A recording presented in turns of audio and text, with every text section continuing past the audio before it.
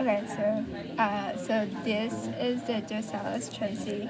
They originate at the myosepta as well as insert at the myosepta, and they are homologous to the epitaxial muscle. Rectus abdominis is like this part, kind of. And they originate at the anterior pubis and insert at the rectus cervicis, and they're homologous to the hypaxial muscle. And the sternal-oblique is so the sternal-oblique is like this muscle, and then the internal one is like anterior to that. Oh no, yeah, it's like inside. Oh yeah. Yeah, and then the transversus is like underneath that.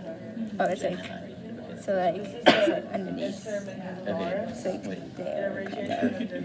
And they all originate at the transverse process of the vertebrae and all insert at the connective tissue of the rectus abdominis. And they are all homologous to the hypaxial muscle. Okay. So the abductor mandibular anterior is this part, and then it's originate from at the parietal and frontal, and inserts at the dentary, and it's homologous to the levator plato quadrate. And then the externus is this one, and it originates at the parietal, inserts at the dentary, and it's homologous to the abductor mandibulae preorbitals. Okay. And then the depressor is like that little muscle, like right in between there, and it originates at the parietals or squamosal, and inserts at the angular, and it's homologous to the levator hiatus. And then the branchio is this muscle right here, the branchial hiatus, and it originates at the visceral arch number 3, and it says at visceral arch number 2, and it's homologous to the superficial constructors.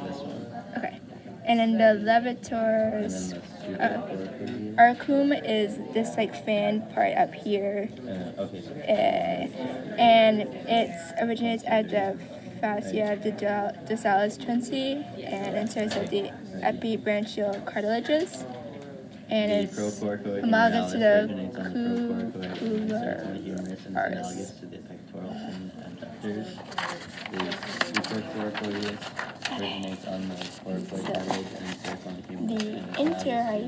The intermandibularis is like this part up here, and it